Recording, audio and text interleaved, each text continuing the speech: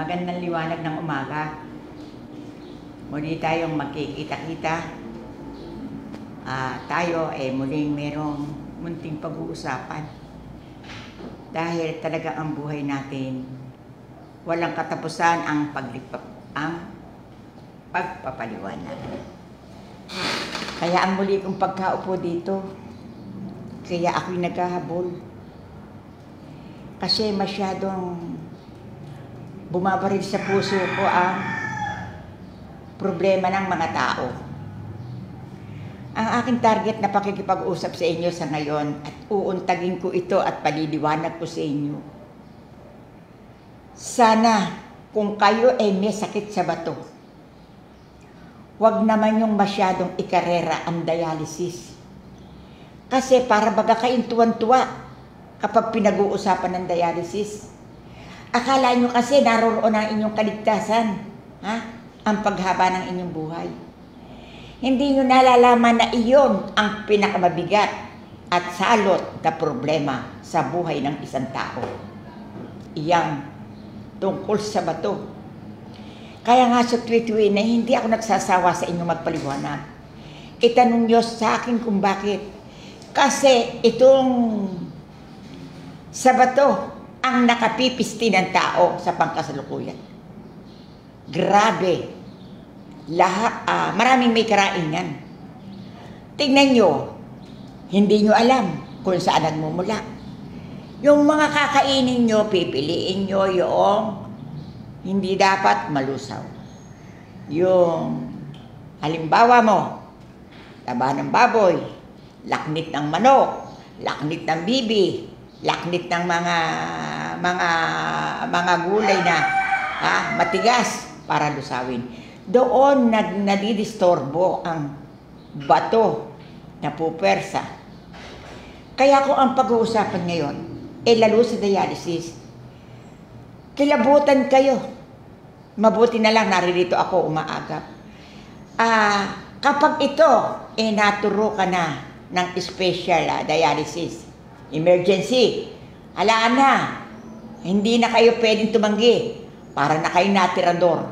Kumbaga sa ibon buwal na kayo. Kaya ngayon, ang aking paliwanag sa umagang ito, hindi ko sana gustong balikan, pero dala palibhasa na kinakalabit ako para ipaliwanag ko sa mamamayan Pilipino ang lahat na ito. Talaga, magpapaliwanag ako sa inyo tungkol sa sakit sa bato. Kapag kayo na-dialysis na, sa umpisa mano, tuloy-tuloy na yan. Katlong buwan, hindi na kayo maiihi, hindi na kayo makahinga, hindi na kayo makahiga. Samantala kung kayo dumaing, huwag muna kayong poporma dito sa dialysis. Uminom muna kayo ng langis. Magpurga muna kayo. Kung ano man ang maipupurga ninyo. Magpurga kayo ng dahon ng ampalaya, magpurga kayo ng langis, magpurga kayo ng yung pwede din daw pala yung yung minatamis, purga, para raw malusaw yung nasa sa loob, dahan-dahan bababa. Kaya ang kalapat nito, purga. Principal langis kung ano man. Magtanong kayo sa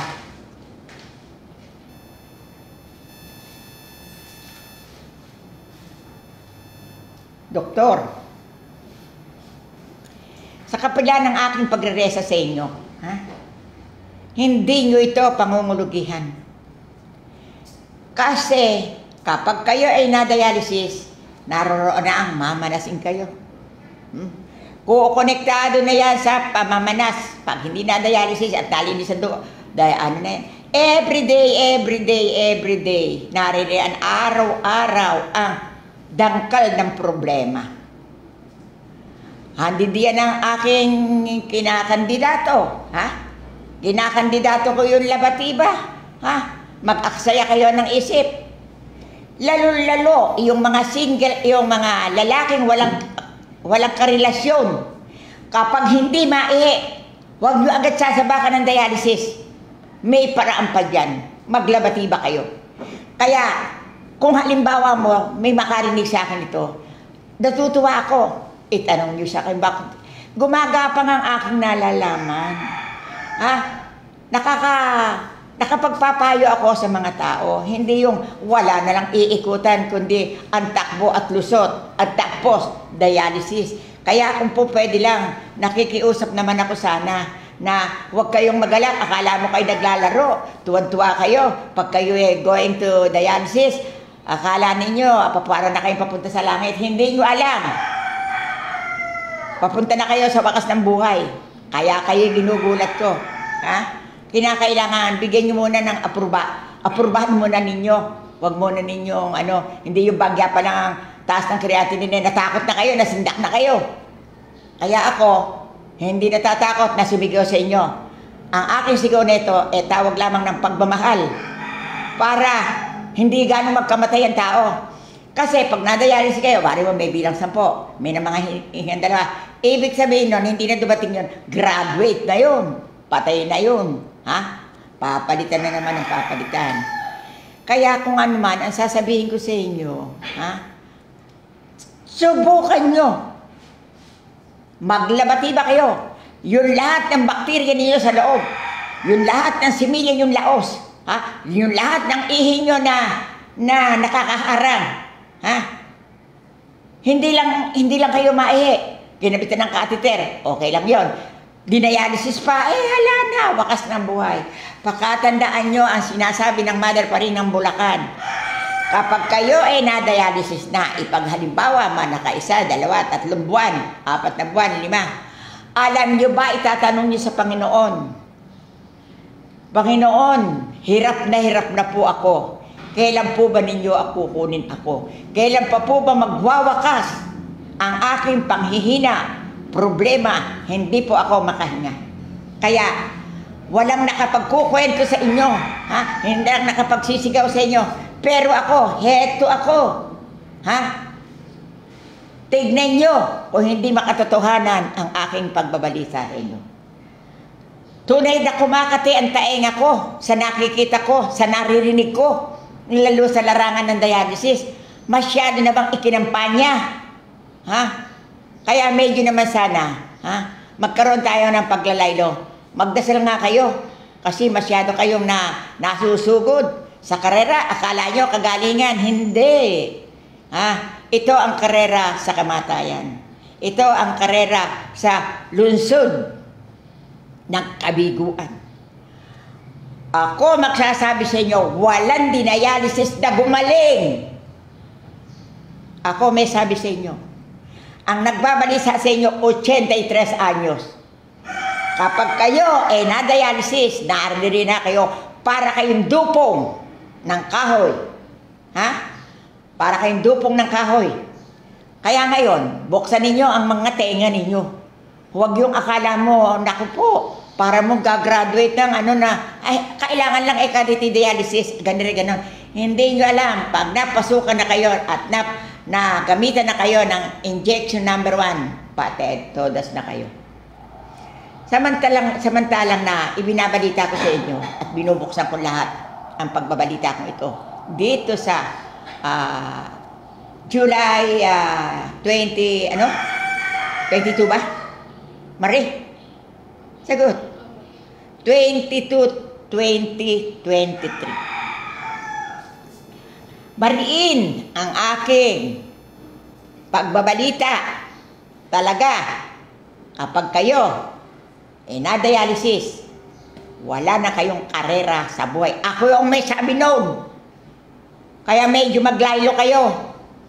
Huwag lahat na lang magdasal kayo at makabigyan pa kayo ng Diyos ng pagkakataon na matanggal yon ang ang creatinine, yung nagmumula yun sa mga bagay-bagay, sangkap, sahog-sahog na yon sa atay, bakterya lang yan ang makirakain, bakterya lang yan ang hindi nalulusaw, bakterya lang na nagkukulang sa vitamin sa loob. O ngayon, ano nangyari? Naroon na. Kaya ngayon, ang the best and the number 1, kinakailangan ninyo ang magpurga. Magpunta kayo sa butika, humingi kayo ng pamurga para tumapon ang lahat ng bagay sa loob ng inyong bituka. Inulit ko, walang nakaliligtas sa dialysis. Bagkos, mabilisan. Bagkos, mamamayat. Bagkos, lulubha, raratay sa banig ng karamdaman na walang sasabihin ang pamilya, pupunta sa simbahan, pupunta sa pintuan.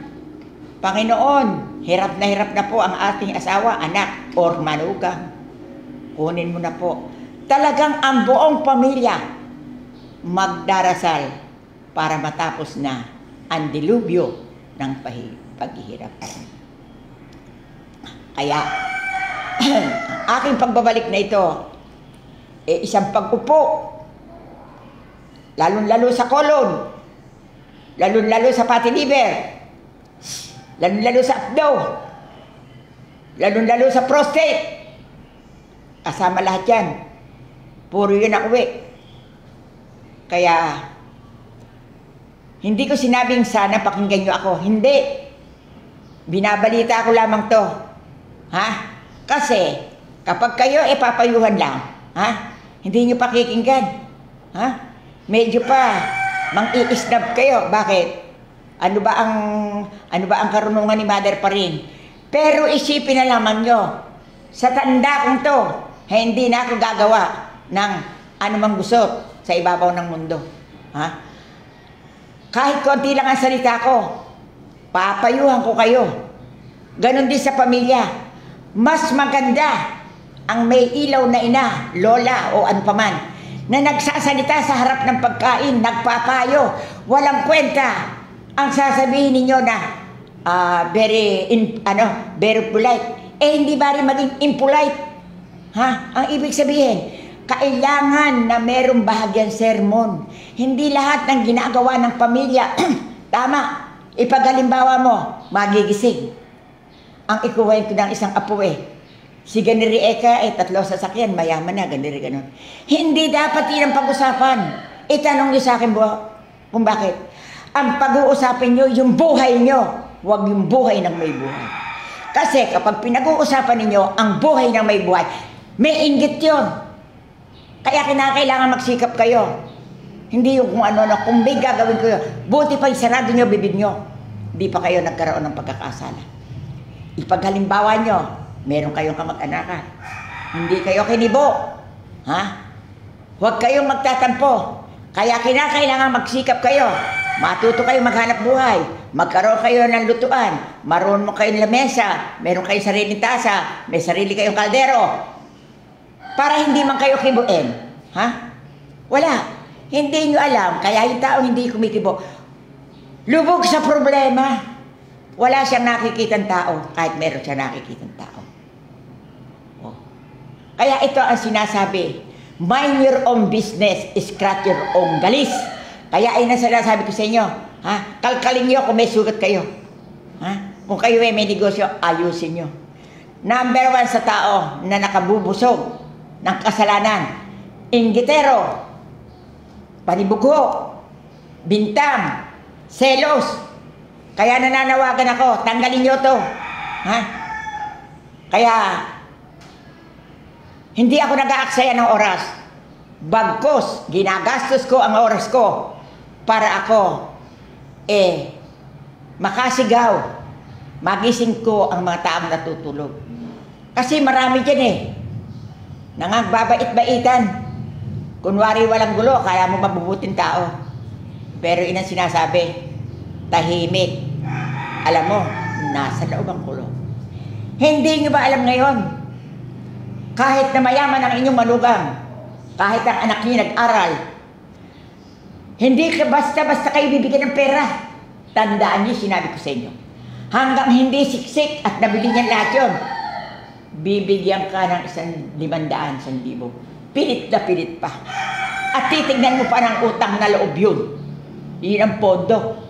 Kaya ito sinasabi ko sa inyo, matatawa kayo sa kasabihan. Ako si Mother pa rin, nagbalita sa inyo Kapag ang tao na babae o lalaki, naghahanap buhay, binusog ang pamilya, patapos busugin, wala kang iintayin gante. Ang tawag doon, nagnegosyo ka ng nagnegosyo, puro abonado sa puhunan. Walang tubo. Ang tutubo sa inyo, ha?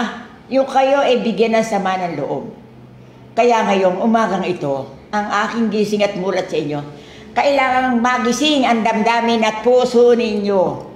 Huwag kayong mabuhay ng sige-sige lang. Ha? Sasabihin ko sa inyo na ang aking lahat na sinasabi ay pulos malapit sa katotohanan.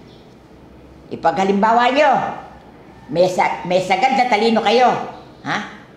Meron kayong nakuhang isang mayaman. Ha? Di pangangasiwaan mo lahat yung pangangasiwaan mo kayo lahat negosyo, di papel, lahat ng bagay. Kapag nararamdaman na yung naging katambal mo, na asensado na, i-scratching ka na. Ha? Kaya na niya. Itong kinukwento ko sa inyo sigurado, apurbado. Ipaghalimbawa mo, magtatayo ako ng pabrika ng tinapa na lang, or sitsarot. Pari mo kukunin, mga panadero. Pag nakita ng marunong na, hala na, scratch ka na, umalis ka na. Kinukuha lamang ang talino ng tao. Ganyan. Kaya ngayon, ako nagsasabi sa inyo, sumisigaw ako sa inyo. Sasabihin ko sa inyo katotohanan, mahirap humanap ng totoong tao at mapagkakatiwalaan. May pusong ginintuan na may marka ang Diyos. Madalang yun. Kung sa 1,000, swerte kayong makakita ng 10 ganyan tao. Maraming tao, pakitang tao, balat kayo. Plastic. Kaya ngayon, pag-aralan nyo ang sinigaw ko sa araw na ito. Ha? Dahil lahat, hindi ko ito gisnuso. Ito tawag lamang ng tungkulin. Kaya nga mga minamahal kong mga nagpapalo up sa akin, lagi kong itinatanong sa Panginoon, hanggang saan? Gaano kahaba? Gaano pa kakapal? Ha? Ano-ano pa po ba ang aking gagawin? Umiiyak ako. Dahil naririto ako para akong kandidato. Ha? Sana naman yung mga taong binubulahaw ko nakikinig. Kung hindi nakikinig, para akong paring nagmimisang walang tao. Kaya ngayon, kumbaga sa tao, lumalakad, mga walang anino. Kaya ngayon, kinakailangan, sana naman at dawa, ang aking sinabi, matuto kayo. Uulitin ko ang salitang repetition.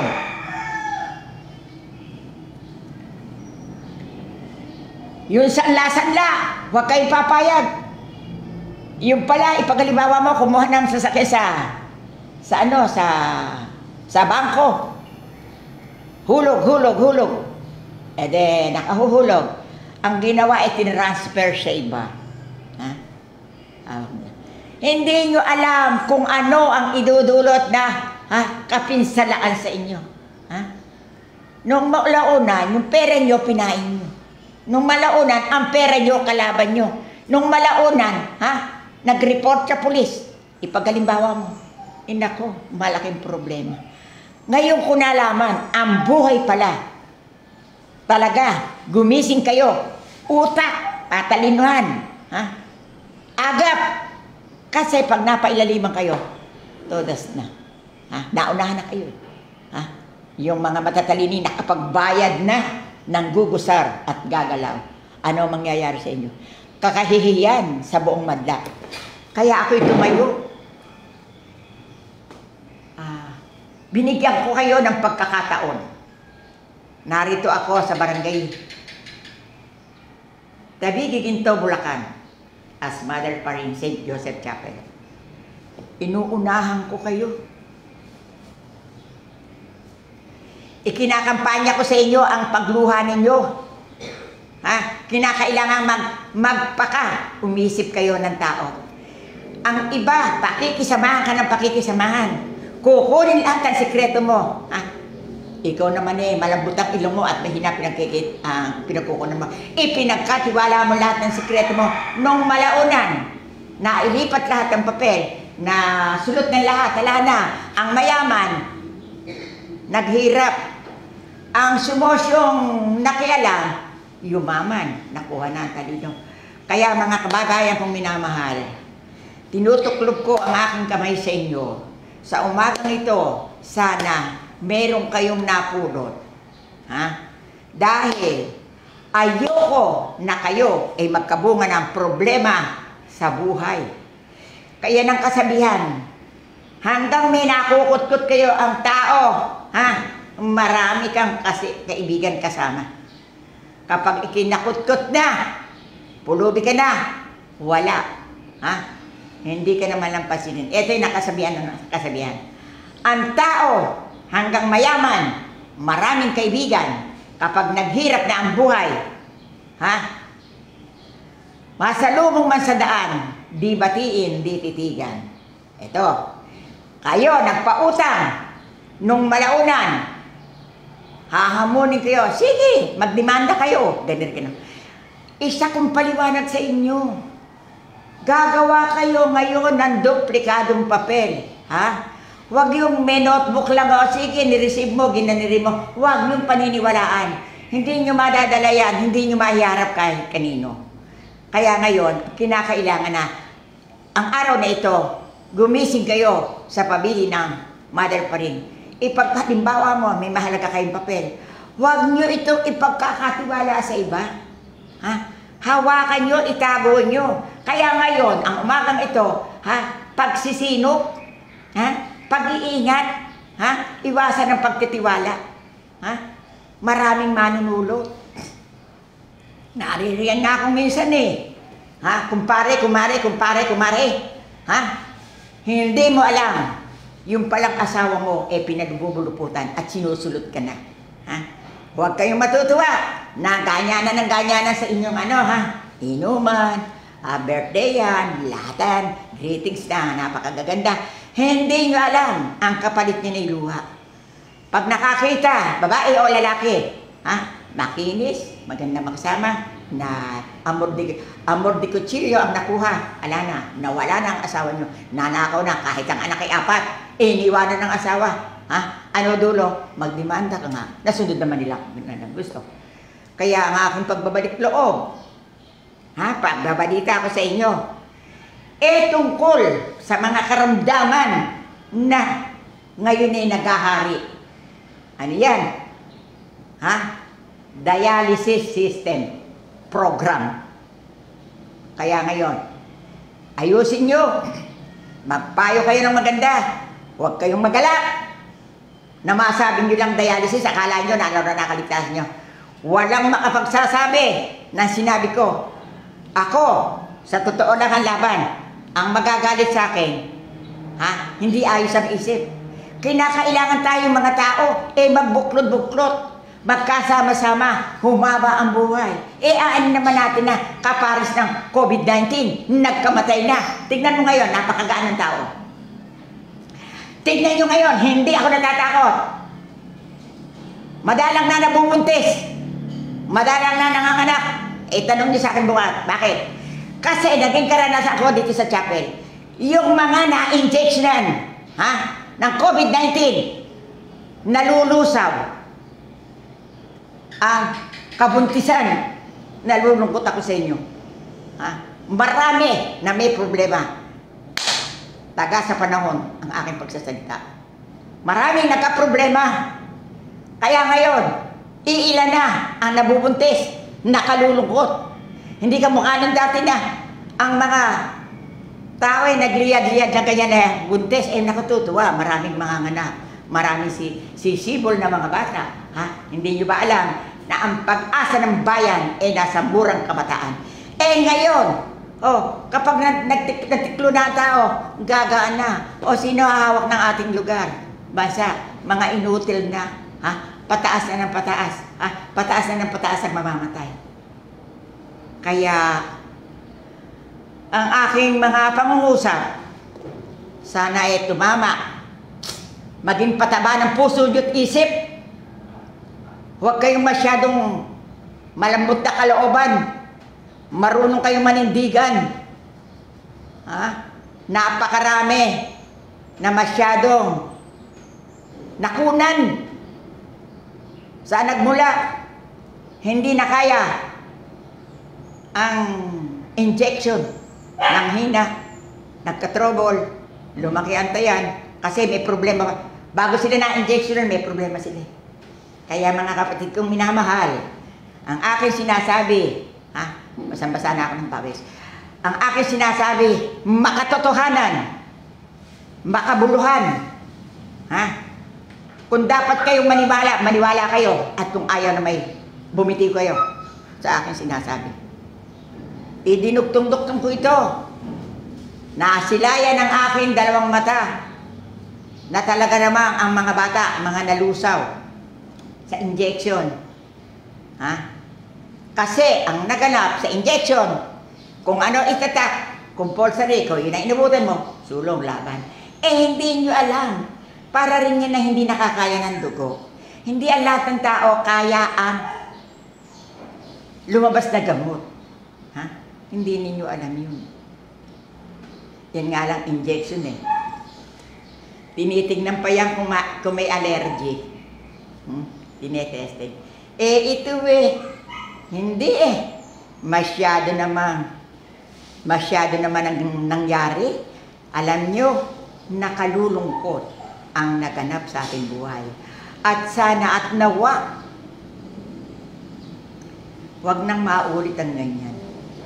Napakadalang, nabunbuntis, nanganganak, para mo ang naganap. Piste. Kaya kung ako'y sumisigaw, sinasagip ko ang mapipiste. I-try nyo muna. Gawin nyo muna sa mga paglilinis ng bituka, ganon. At kapag kayo ay nagdarasan, maaaring mapagbigyan pa kayo ng ating Panginoon, lalo kung kayo ay naninikluhod ng sagaran. Humahakbang kayo ng tunay, dalisay at karapat-dapat at mabuting tao. At buhat naman sa ngayon, pag-aaralan nyo mabuti ang mga bibigkasin nyo, ang mga gagawin nyo, lalo-lalo na sa samahan ng pamilya. Huwag yung nakapagsalita lang kayo, para kayong hari-harian. Hindi yung meron lang kayo kalahating milyon akala mo na kayo prinsipe na hindi na mababali sinasabi nyo. Mahirap ang hindi marunong makisama. Mahirap ang makapagbigay ng mga tiyan sa kapwa-tao. Iyan kasi, nakasuksos sa puso. Kung lalapit ka, ano sasabihin? Nung kapanahonan mo, akala mo ikaw bubutas ng langit, ngayon pala ganyan. Kaya mga kapatid kong minamahal, itong aking mga sinasabi, hindi makasasama. Ito ang kasabihan na, huli man daw at magaling ay nahayahabol pa rin. Kaya, isang magandang pabuya ng Diyos na hindi nyo makakalimutan, wala kayong magagawa. Dahil ako, kung maniniwala kayo, ito'y hindi ko ginusto, ito'y hindi ko pinagpraktisan, wala itong puntos. Maibalita ko lamang ang aking bigay ng Diyos. Kasi, totoo lang, kapag hindi ako sumusunod, naririyan ang aking mga hindi kilos galaw na isang tao. Kundi, para ba ako'y laging nakahiga? Para ba akong malapit ng bumigay? Pero kapag ako'y nakapagsalita na rito at nakausap ko na kayo sa pamamagitan ng balita, news vertical, na napakaganda, talaga naman. Sa maghapon, makakakain ako, aliwalas ang langit, ang mundo para sa buhay ko. Sa buhay ko ito, matutuwa kayo. Hala akong sinasabi sa Panginoon na ganiri o ganon. Alam niyo, dasal ko, Ama kong nasa langit, ako po'y naririto na humaharap sa iyo. Hala na po akong sasabihin, ang sasabihin ko lang po, ganito. Kayo na po ang bahala sa akin. Kayo na po nakakaalam ng kung ano kulang. At kayo na rin po ang humawak at wag po akong madulog sa mabigat na pagsubok. Iligtas mo po ako sa mga aksidente. Takban mo po ang bibig ng magsasalita sa akin at ako'y hatulan. Ganyan lang po ang aking dasal sa mahal na Panginoon. Kaya ngayon, makisabit na kayo. Hanggang ang mother pa rin nakakaaninaw.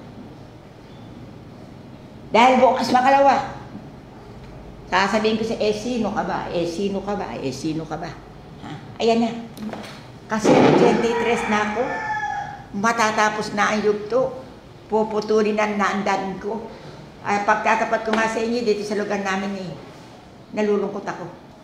Ako ang pinakamatanda. Na lang. Nagkamatay na. Kasi nga nabitag ng piste ng COVID-19.